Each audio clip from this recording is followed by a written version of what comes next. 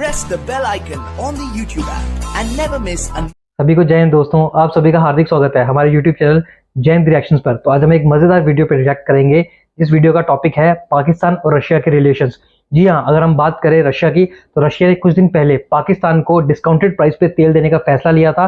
पर अब खबर ये आई है कि जो कंसाइनमेंट रशिया से आ रहा था पाकिस्तान, वो पहले पाकिस्तान नहीं गया, वो भारत आया। जी हाँ, भारत के गुजरात में पहले उसे रिफाइन किया गया, अब वो तेल वहां से सऊदी अरेबिया गया और पाकिस्तान वही तेल अब सऊदी अरेबिया से खरीदेगा। जी हाँ, पाकिस्तान के लिए एक लंबा प्रोसेस रहा। जितना प्राइस उनको डिस्काउंट में मिलना था वो सब का सब ये रिफाइनरी के चक्कर में लगेगा और पाकिस्तान को जो रेट है प्राइस पेट्रोल का वो उतना ही लगने वाला है। तो इस वीडियो में आप देखेंगे पाकिस्तानी पब्लिक का इसी मुद्दे पे रिएक्शन, और दूसरा देखेंगे कि पाकिस्तान में बड़ी बड़ी कंपनीज जो पेट्रोलियम कंपनीज हैं, खासकर हम बात करें शेल नामक कंपनी की जो कई सालों से पाकिस्तान में काम कर रही थी, अब बड़ी बड़ी कंपनीज पे वहां पे पाकिस्तान में ताला लग चुका है। तो इस वीडियो में आप काफी कुछ जानेंगे। ये वीडियो बहुत इंटरेस्टिंग होगी, इसे अंत तक देखें और चैनल पे नए हैं तो चैनल को सब्सक्राइब कर दें ताकि हम आपके लिए लेटेस्ट और इंटरेस्टिंग वीडियोस लाते रहें। तो चलिए बिना किसी देरी के इस वीडियो की शुरुआत करते हैं। जय हिंद, जय भारत। अस्सलाम वालेकुम। वालेकुम सलाम। आपका नाम? तारिक नदीम। आपका नाम? सनाउल ज़फ़र। क्या करते हैं आप? मैं गवर्नमेंट जॉब का। अच्छा, गवर्नमेंट जॉब करते हैं। और आप? स्टूडेंट हैं। जिस टॉपिक पे वीडियो रिकॉर्ड कर रहे हैं वो ये है कि रशिया से ऑयल आया पाकिस्तान, अल्लाह अल्लाह करके बहुत टाइम बाद आखिरकार पाकिस्तान में 45,000 टन ऑयल आ गया। मुझे ये बताएं, ये रिफाइन हो के आया या क्रूड ऑयल था? रिफाइन कहाँ से हुआ आपके ख्याल में? हमने तो सुना है कि क्रूड ऑयल है, यहाँ की रिफाइनरी में रिफाइन होगा पाकिस्तान में। और आपके मुताबिक? सेम है कि यहाँ पाकिस्तान की रिफाइनरी में रिफाइन होगा। लेकिन अगर मैं आपको बोलूँ कि वो जो ऑयल आया रशिया से वो पहले इंडिया गया, इंडिया गुजरात में खबर के मुताबिक किया कि वहाँ से वो रिफाइनरीज में रिफाइन हुआ और फिर यूएई से वो पाकिस्तान आया। कैसा लगेगा, क्या कहेंगे इसके ऊपर? बेहतर तो यही था कि डायरेक्टली पाकिस्तान में आता, ना कि इंडिया में जाके वहाँ से रिफ़ाइन होकर दोबारा पाकिस्तान में आता है। इससे पाकिस्तान की खारजा पॉलिसी का जो है वो आपको इम्पैक्ट नज़र आ रहा है कि हम कितने जो है ना वो इन्फ्लुएंस रखते हैं दूसरे कंट्रीज़ पे ऊपर। अच्छा, ये भी आपने बोला बेहतर था कि पाकिस्तान में रिफाइन होता। नो डाउट, अगर रिफाइनरीज यहाँ पे उस लेवल की हों तो यहाँ पे ही होना चाहिए था। लेकिन सवाल ये बनता है, मेन क्वेश्चन ये बनता है कि लेट्स सपोज अगर वहाँ पे हुआ भी तो पब्लिक तक ये बात क्यों नहीं आई? और दूसरे नंबर पे रशिया ने इंडिया में ही क्यों भेजा ऑयल? अब इसके पीछे जो है आपकी लीडरशिप नज़र आती है कि वो कितनी जो है वो आवाम को किस हवाले से आगाह रखती है अपने जितने भी इनिशिएटिव्स हैं। तो अब ये मतलब वो इस तरह से भी नहीं कह सकते कि अगर हम इंडिया का नाम लेंगे तो हमारी जो है ना वो परफॉर्मेंस या वो एक तरह से जो है ना डिग्रेड नज़र आएगी। वालेकुम अस्सलाम। आपका नाम? शकील अहमद। शकील भाई, आपसे पहले भी एक दो बार शायद बात हो चुकी है। जी हो चुकी। ठीक है, टॉपिक आपने सुना ही होगा कि खबर के मुताबिक पहले ऑयल इंडिया गया, वहाँ की रिफाइनरी गुजरात की रिफाइनरी से रिफाइन हुआ और फिर यूएई से पाकिस्तान आया। अगर ये खबर सच है तो क्या कहेंगे इसके ऊपर? मैं तो अप्रिशिएट करूंगा, बेहतरीन है भाई, उनके पास रिफाइनरी है, अच्छी रिफाइनरी है। तो वहाँ हमारे पास है ही नहीं, हम क्रूड ऑयल यहाँ ला करके सीधा इंपोर्ट करके हम उसका क्या करें? नहीं, अटक में वैसे रिफाइनरी है लेकिन शायद इस लेवल की नहीं है। बिल्कुल। ठीक है, इससे पीछे भी अगर थोड़ा सा आप नीचे उतरे ना मजीद, इसकी जो रिलेशनशिप डायनामिक्स हैं, खासतौर पे इंटरस्टेट डायनामिक्स जो रिलेशनशिप के, उसमें भी उतरे तो आपको नजर आएगा कि इसमें बुनियादी जो चीज़, हमारे पास रिफाइनरी है नो डाउट, हो सकता है वो रिफाइन भी कर पाए, लेकिन इसके पीछे जो एक अलायंस है ना, आपको क्लोज अलायंस, दो रिलेशन, जो दो स्ट्रॉन्ग पावर्स के दरमियान जो रशिया के अलायंस, वो इंडिकेट करता है कि भाई आपका जो पावर में जो स्टेट्स होंगी, यानी जो फेस टू फेस या नेक टू नेक या शोल्डर टू शोल्डर निगोशिएशन में जाएंगी, वो उनकी पावर डिटरमिन करेगी कि उनके साथ रिलेशनशिप कैसा और कहाँ से चीज़ इंपोर्ट। अब हमें क्या ज़रूरत पड़ी कि भाई हम एक बार रशिया से आए इंडिया में से जाके यूएई से जाके फिर पाकिस्तान में आए, यानी उस पर जो आपका फ्रेट कॉस्ट है उसको देखें वो तो डबल हो गई। अच्छा, तो पाकिस्तान आपने बोला, मैं इसे अप्रिशिएट करता हूँ। मैं भी ये कहता हूँ कि नो डाउट बिजनेस होना चाहिए, पब्लिक को सहूलत मिलनी चाहिए, चाहे जिस कॉस्ट में भी मिले पब्लिक को सहूलत मिलनी चाहिए। सवाल ये नहीं उठता इंडिया से क्यों आया, सवाल ये उठता है कि अगर इंडिया से रिफाइन हुआ है, अगर ऑयल रिफाइन हो के यूएई से पाकिस्तान आ सकता है तो सब्जियां क्यों नहीं आ सकती और डायरेक्ट क्यों नहीं आ सकती? ये मेडिसिन भी यहाँ से यानी इंडिया से पाकिस्तान आती है, वो भी दुबई के थ्रू, यूएई के थ्रू आती है। आपको इल्म है इस बात का? हाँ बिल्कुल, काफ़ी हद तक इल्म भी है। मेरा एक दोस्त भी है, वो भी यही काम करते हैं कि इंडिया से चीज़ लेते हैं, कोई भी उठा दें मैन्युफैक्चरर, जो लेट्स से आप किसी एक डोमेन की बात कर लें, मेडिसिन ज्यादातर यूज मेडिसिन की कर लें, आप पेट्रोकेमिकल्स की कर लें, वो यहाँ से जाता है यूएई, दुबई जाता है, वहाँ से वो उसकी रैपिंग चेंज होके दुबई वगैरह का लोगो लगता है और फिर पाकिस्तान, क्योंकि हमारे बैरियर्स हैं। नहीं तो क्या वो दुबई या यूएई या यो इस्लामिक स्टेट्स में जाते हैं मुसलमान हो कलमा पढ़ के आते हैं, जैसे टमाटर सुना था ईरान से पहले उधर जाते हैं फिर यहाँ आते हैं, क्या इसमें मतलब देखने में ये बात अजीब है, लेकिन इसमें वजह क्या नजर आती है? पब्लिक से छुपाना आज के दौर में, सोशल मीडिया का दौर है, कि आज के दौर में ये चीज़ें छुप सकती हैं? नहीं, बिल्कुल छुप भी नहीं सकती और छुपाने की ज़रूरत भी नहीं है। और थोड़ी सी आगे, अगर थोड़ा सा इसी डिबेट से आगे बढ़ें तो हमें इस चीज़ का इदराक होना भी चाहिए और हमें ये चीज़ भी तस्लीम कर लेनी चाहिए कि भाई जो रियासतें या जो स्टेट्स कैपेबिलिटी रखती हैं उनके साथ हमें डायरेक्ट रिलेशनशिप में जाना चाहिए।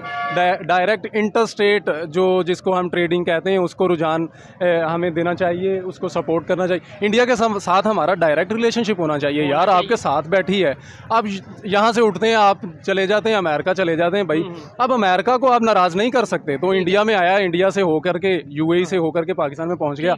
यानी हमें अगर नॉन मुस्लिम वगैरह की बात करें, ये चीज़ों की बात करें, जबकि ह्यूमैनिटी की बात करनी चाहिए हमेशा, लेकिन अमेरिका भी तो नॉन मुस्लिम है, हम उससे नाराज जो है वो नहीं होना चाहते, उसकी नाराजगी पसंद नहीं है, लेकिन इंडिया का हम फटाफट ये कह देते हैं उनसे रिलेशन नहीं ना इम्पॉसिबल। इंडिया हमें डॉलर नहीं दे सकता, हमें अमेरिका डॉलर देता है, इंडिया हमें डॉलर नहीं दे सकता। ये देखने की बात है। मेरी नज़र से अगर देखा जाए इंडिया डॉलर नहीं दे सकता, इंडिया सस्ती सब्जी दे सकता है। इंडिया हमें बहुत सी ऐसी ऑटोमोबाइल इंडस्ट्री का अगर बात करें, वो जितनी तेजी से ग्रो कर रहे हैं, हम यहाँ पे ऑटोमोबाइल इंडस्ट्री, मोबाइल के हवाले से बात करें, आईटी के हवाले से, मसालों के, मैं कहता हूँ जो कुछ वो दे सकते हैं शायद वो यूएस नहीं दे सकता। ये मेरी पर्सनल ओपिनियन है। आप इस पे जाएं कि जो फ्रेट कॉस्ट है, मैं उस पे बात कर लेता हूँ थोड़ी सी, कि आप अगर अमेरिका से कोई चीज़ लेके आ रहे हैं, वो उतने की चीज़ नहीं जितनी फ्रेट पड़ रही है उसकी। ऐसे ही है। आप वही सेम चीज़ यहाँ से साथ ही अपने आपकी बॉर्डर लगता है, यहाँ से उठाएं, आपकी वही जहाँ पे आप डबल में ले रहे हैं, कट ऑफ लगा के आपको आधी में मिल रही है, तो आप यहाँ से लें, बिल्कुल यहाँ से लेनी भी चाहिए जहाँ से भी सहूलत मिले। अच्छा, शेल की अगर बात करें पेट्रोल के हवाले से, वो पाकिस्तान से अपना शट डाउन कर रहे हैं, अपना बिजनेस खत्म कर रहे हैं, क्या वजह है इसकी? वैसे तो अगर बिज़नेस के पैराडाइम से देखा जाए, उस नज़र से देखा जाए, तो उनका बिज़नेस की कोई परफॉर्मेंस इतनी खास नहीं है शेल की, या उनका रिस्पांस अच्छा नहीं है। ठीक है, तो इस हवाले से मार्केट का थोड़ा ट्रेंड चेंज हो गया लोगों ने। इसकी क्या वजह होगी कि शेल यानी पाकिस्तान दुनिया का आबादी के लिहाज से ऑलमोस्ट छठा, पांचवा छठा बड़ा कंट्री, और यहाँ पे परफॉर्मेंस नहीं दे पा रहा शेल? ऐसे तो हाँ नहीं, वो एक्चुअली ये है ना कि जो कंज्यूमर होता है ना, कंज्यूमर पे डिपेंड करता है, ये किसी रियासत या स्टेट का इसमें कोई अमल दखल नहीं है। ठीक है, ये प्योरली बिजनेस पैराडाइम को सामने रखते अगर मैं बात करूँ तो वो यही है कि अगर किसी बिजनेस में रिस्पांस ना हो तो रैप अप करें और चलते बने। एग्री करता हूँ इस बात से, बिजनेस में रिस्पांस ना हो तो वहाँ से वाइंड अप कर लेना चाहिए। लेकिन सवाल मेरा ये है, क्यों मतलब इतने साल काम करता रहा और इतनी बड़ी आबादी है, फिर भी यहाँ से वो क्यों, क्या कहीं ये सवाल तो नहीं उठता कि पॉलिसी से वो एग्री नहीं कर पाते? यार पॉलिसी की जैसे ही आप बात करेंगे तो यहाँ पे हमारी वो जो टैक्स की पॉलिसीज हैं वो कोई इतनी, ठीक है, कमीशंस कह लें आप, टैक्स की हमारी को पॉलिसीज़ जो हैं वो कोई इतनी ख़ास नहीं है कि जो लोग बाहर से आएँ और यहाँ पे काम करना शुरू करें। आप लोगों को बाहर जाते हो, बाहर जाके लोगों को कहते हो कि यार आओ पाकिस्तान में सरमायाकारी करो, अपना कैपिटल इन्वेस्ट करो पाकिस्तान में। आपके अपने लोग जो हैं वो यहाँ पे इन्वेस्ट नहीं करते, वो दुबई में, वो वहाँ जाके टैक्स एवेडर्स बनने के लिए वो वहाँ पे जाके इन्वेस्ट कर रहे हैं। दुबई में बड़ी इन्वेस्टमेंट हो रही है। हाँ, तो जो फील्ड होती है ना, फील्ड किसी भी साजगार माहौल प्रोवाइड किया जाता है, काम करना हो, कोई किसी इंडस्ट्री को आपने परवान चढ़ाना हो तो साजगार माहौल पहले वहाँ पे आप पैदा करें ताकि वो इंडस्ट्री ग्रो कर सके। अच्छा, मुझे ये बताएं मेरे भाई, हमारी थिंकिंग क्यों नहीं बदल पा रही? अभी ये थिंकिंग, इनकी बुक देख के मुझे याद आया, इन्होंने बुक पकड़ी है the magic of thinking big. ठीक है, क्या इस बुक में क्या है, पहले तो मुझे ये बताएं, क्या आपने इसमें पढ़ा, क्या मैजिक है बिग थिंकिंग का? यार हमारे पास से बिग माइंड्स ही नहीं है जो बिग थिंक कर सकें, तो अनफॉर्चुनेटली वो यही बात करता है कि आप जो है ना वो इफ़ेक्टिवली कैसे थिंक करके अपने लोगों की बेटरमेंट के लिए काम कर सकते हैं, या अपनी पर्सनल ग्रूमिंग के लिए। बेसिकली ये सेल्फ हेल्प बुक है डेविड जे, और इसमें ये मतलब मेन इसका अगर थीम को देखा जाए तो वो यही है कि आप जो है वो कैसे इफ़ेक्टिवली सोच के अपने आप को बेहतर कर सकते हैं। थोड़ा सा इतराज़ है इस बात से, वो ये कि यार जो है ना, अगर किसी कौम को चेंज करना हो तो उसके एक इंडिविजुअल से तो कुछ है ही नहीं ना। मतलब आप बैठे रहें, सोचते रहें, बिग थिंकिंग जितना मर्जी बिग सोचते रहें, कुछ भी नहीं होने वाला।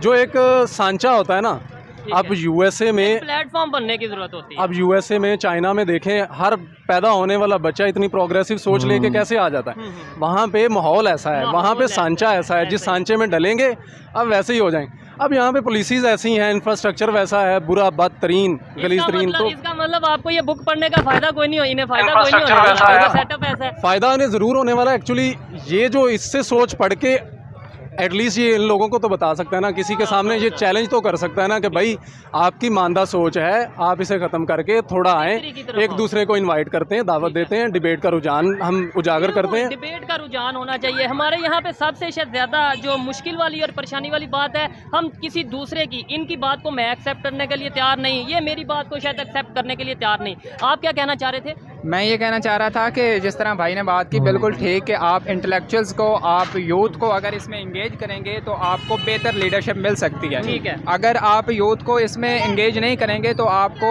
इन फ्यूचर लीडरशिप कैसे मिलेगी? तो ये एक क्वेश्चन है, एक सवालिया निशान है कि हमारा अनफॉर्चुनेटली वो जो एक शुरू से ही आ रहा है कि आपकी पॉलिटिक्स, फैमिली पॉलिटिक्स जो है वो चलती आ रही है। कोई एक दूसरा बंदा जो है ना, वो जब आना चाहता है अपनी पर्सनल कैपेबिलिटीज़ की बुनियाद पे, तो उसको साइड पे कर दिया जाता है, जिसकी वजह से आपको लीडरशिप में लैग करना पड़ रहा है, और इनडायरेक्टली आपको जो है आपका कंट्री भी जो है ना वो लैग करता है। आप क्या कहेंगे भाई इसके ऊपर? फिर आपसे वाइंड अप करते हैं बात को। ये कि बताएं, जो फ्यूल आया है, जो ऑयल आया है, क्या उससे पाकिस्तान में महंगाई कम हो गई है? महंगाई को छोड़े सिर्फ पेट्रोल की कीमत ही कम हो गई है क्या? मेरे ख्याल में कोई कीमतों में कोई फ़र्क नहीं पड़ेगा। ये हो सकता है कि रशिया के साथ हमारे ताल्लुकात बेहतर हों। चलें, बड़ी खुशी वाली बात है। की बात ये है कि उनके साथ हमारी ट्रेड शुरू हुई है, यही है। इसके अलावा मुझे नहीं लगता कि कोई कीमतों में फ़र्क पड़ेगा। हमने तो सुना था कि रशिया डिस्काउंटेड प्राइस पे हमें ऑयल दे रहा है, लेकिन यहाँ पे उस तरीके से हमारे जो उनसे इसहाक डार साहब हैं, उन्होंने भी ये बोल दिया कि ऐसा सच कीमतों में कमी नहीं आएगी। क्या वजह? कीमतों में कमी तो जिस तरह के हालात पैदा हो चुके हैं ना, कीमतों में कमी तो शायद ना आए उस तरह, लेकिन अगर आप मायोपिक आउटलुक के साथ आएँ कि आप दीवार से या 1 फुट से 2 फुट से परे ना देख पाएँ, तो फिर हम ये दावा कर सकते हैं कि कीमतों में कोई ख़ास कमी नहीं आएगी। ठीक है। ये जो मैं लास्ट में भी, शायद लास्ट टाइम भी आपके साथ बात की थी कि ये जो आपके पास रियासतें होती हैं, इनसे जब आप चीज़ें इंपोर्ट करते हैं तो फ्रेट कॉस्ट कट होती है। जब वो कट होएगी ना, तो फिर ऑटोमेटिकली उनकी प्राइसेस पे भी उसका इफेक्ट नज़र आएगा। आपको ये पता है कि इंडिया रशिया से ऑयल लेकर आगे यूएस को जो सा वो देता हुआ नज़र आ रहा है, यूरोप को वो दे रहा है। क्या कहेंगे इसके ऊपर? कि मतलब वो यूरोप में जाके ऑयल अपना बेच रहा है, रिफाइन करके रशिया से लेता है, उसे रिफाइन करता है, और यूरोप में जो सा। अच्छा, यहाँ पे ये कि वो डायरेक्ट यूरोप वाले जो हैं वो रशिया से क्यों कंसल्ट ना करें, पाकिस्तान से ही क्यों करें? पाकिस्तान तो बजाते खुद दूसरे पे हाईली डिपेंडेंट है, उस लिहाज से, फ्यूल एंड एनर्जी के लिहाज से तो हम हमेशा से ही डिपेंडेंट रहे हैं। तो वो डायरेक्ट क्यों नहीं परचेज करेगा? हाँ, डायरेक्ट इसलिए नहीं ना परचेज करेगा कि रशिया पे जो सैंक्शंस हैं वो भी कहाँ से लगी, ये भी आपको पता है। ये जो रशिया यूक्रेन की वार चल रही है, उसके अंदर जो मेन कह लें जो लोग हैं या जो मेन एलिमेंट हैं, वो भी कहाँ पे है, यूरोप से, इसलिए वो डायरेक्ट नहीं ले पाएगा। लेकिन ऐसी सिचुएशन में अगर कोई कंट्री फायदा उठा रहा है, अगर रिलेशन कोई यूरोप में भी बेहतर रख रहा है, रशिया के साथ भी बेहतर रख रहा है, तो शायद वो इंडिया ही नजर आ रहा है। ऐसी पॉलिसीज हम क्यों नहीं बनाते? मतलब हर एक के साथ बेहतर रिलेशन रखो, अपने पाकिस्तान के लिए, अपने कंट्री के लिए। यार आपके पास कोई पावर हो ना, मतलब इंटेलेक्चुअल पावर हो, पॉलिटिकल पावर हो, वो पावर्स मौजूद हो ना आपके पास, तो फिर आप दूसरे के साथ इक्वल टर्म्स पे जा सकते हैं। आप उसके लेवल के ही नहीं है भाई, आप इक्वल टर्म्स पे कैसे जाएंगे? वो जैसे कहेंगे, जैसे यूएस की बात कर लें, चाइना की बात कर लें, यूरोप की बात कर लें, आप एक इकोनॉमिक इंडिकेटर्स पे वहाँ उतरते नहीं हैं, आप पॉलिटिकल अपनी सिग्निफिकेंस पे वहाँ उतरते नहीं हैं, तो वो आपसे इक्वल टर्म्स पे कैसे बात करें? तो पाकिस्तान इसलिए हर किसी के साथ एक तरह की पॉलिसी बना के नहीं चल पाता कि हमारी इक्वल टर्म्स नहीं है, हमारे पास वो पावर्स नहीं है। दोस्तों, आशा करता हूँ कि वीडियो आपको बहुत पसंद आई होगी। अगर आपने वीडियो को अंत तक देखा तो आपका बहुत बहुत धन्यवाद। जैसे कि आपने इस वीडियो में देखा कि पाकिस्तान को जो तेल रशिया से मिलने वाला है, वो पहले भारत आया करेगा, भारत में रिफाइन होगा, और उसके बाद वो सऊदी अरेबिया जाएगा, और पाकिस्तान वही तेल जो वो रशिया से डिस्काउंट में ले रहा है, फिर वो सऊदी अरेबिया से खरीदेगा। तो ये पूरे प्रोसेस में जो पाकिस्तान को डिस्काउंट मिलने वाला था, उसका कोई फायदा नहीं होगा, शायद ओरिजिनल प्राइस से भी वो उसको महंगा मिलने वाला है। अगर हम बात करें इस डील की जो पाकिस्तान और रशिया के बीच में तेल की हुई है, कि इसकी बात कई सालों से चल रही थी। इमरान खान भी इसी चक्कर में रशिया गए थे तब ये डील जो है वो आगे नहीं बढ़ पाई थी। अब शहबाज शरीफ ने ये डील जाके पूरी की है और पाकिस्तान ने इसके खूब चर्चे करवाए हैं, पर शायद पाकिस्तानी पब्लिक इतनी नासमझ और इतनी बेवकूफ़ है कि उनके नेता उनको आसानी से बेवकूफ़ बना रहे हैं, तभी शायद इतने सालों से आज तक पाकिस्तानी पब्लिक जहाँ थी वहीं है, आगे नहीं बढ़ पाई, क्योंकि उनको ये तक नहीं पता कि जो ये सारा का सारा प्रोसेस है वो कैसे गुजर के आएगा। और इसी वजह से पाकिस्तान में जो पेट्रोल के प्राइसेस हैं उनमें कोई फर्क नहीं पड़ने वाला। इनफैक्ट हम बात करें बड़ी बड़ी कंपनीज की, अब उन पर भी ताला लग रहा है और दिन ब दिन पाकिस्तान का जो डॉलर है, यानी पाकिस्तान का जो रुपया है डॉलर के मुकाबले वो और कमजोर होता जा रहा है, और डॉलर जो है वो पाकिस्तान के रुपए के मुकाबले और ज्यादा स्ट्रांग होता जा रहा है, जिसकी वजह से पाकिस्तान में महंगाई बढ़ रही है। हम बात करें इस लड़के ने, जो शर्ट वाला लड़का था, इसने बात काफी ठीक की, ये कुछ समझदार लड़का लग रहा था। पाकिस्तान में ऐसे लोग कम मिलते हैं जो अपने ही देश को आईना दिखा रहा था। इसने कई बातें अच्छी की कि पाकिस्तान को भारत से दोस्ती कर लेनी चाहिए थी, ये पाकिस्तान का ही फैसला था भारत से रिश्ते तोड़ने का। हम बात करें प्रोडक्ट्स की, ना सिर्फ तेल की जो पाकिस्तान वाया भारत से लेगा, पर बात करें छोटे छोटे प्रोडक्ट्स की भी, हम फल सब्जियों की बात करें तो वो भी भारत के पहले सऊदी अरेबिया और दुबई की मार्केट जाते हैं और फिर पाकिस्तानी उसे डबल ट्रिपल और 4 गुना रेट में उन्हीं प्रोडक्ट को खरीदते हैं। इवन कि आप अगर पाकिस्तानी मार्केट, नॉर्मल मार्केट में जाके देखेंगे तो आपको डाबर से लेके पतंजलि के सारे प्रोडक्ट्स आपको मिलेंगे जो वो डायरेक्ट भारत से नहीं खरीदते, वो घूम फिर के दुबई से खरीदते हैं, और उसी प्रोडक्ट की जिसको वो शायद एक नॉर्मल प्राइस में खरीद सकते हैं उसको 4 गुना प्राइस देके खरीदते हैं। वेल, शायद पाकिस्तान खुद इतना समझदार है और इनके नेता इतने समझदार हैं, तभी पाकिस्तान का आज ये हाल है। तो आशा करता हूँ कि वीडियो आपको पसंद आई होगी। और अगर हम इस ऑयल कंसाइनमेंट की बात करें तो ये टोटल ऑयल कंसाइनमेंट जो था वो 45,000 टन का था, जिसमें सबसे ज्यादा फायदा जो होगा वो जी हाँ भारत को ही होगा और सऊदी अरेबिया को होगा, क्योंकि तेल रशिया का है, खरीदना पाकिस्तान को है। भारत उसमें उसको रिफाइन करेगा और अपना मुनाफा कमाएगा। तो हम भारतीयों के लिए अच्छा है, भारत के लिए अच्छा है, ऐसा पड़ोसी हो तो हमारी बल्ले बल्ले। चलो, उम्मीद करता हूँ कि वीडियो आपको पसंद आई होगी और आपको काफी कुछ जानने को मिला होगा। तो ऐसी इंटरेस्टिंग और लेटेस्ट वीडियोस देखने के लिए आप चैनल को सब्सक्राइब कर सकते हैं। वीडियो अगर पसंद आए तो इसे लाइक और शेयर जरूर कर दें और अपने विचार हमें कमेंट सेक्शन में लिखकर जरूर बताएं, हमें आपके कमेंट्स का इंतजार रहेगा। तो चलिए अगली वीडियो में हम फिर मिलेंगे, तब तक आप अपना ध्यान रखिए। जय हिंद, जय भारत।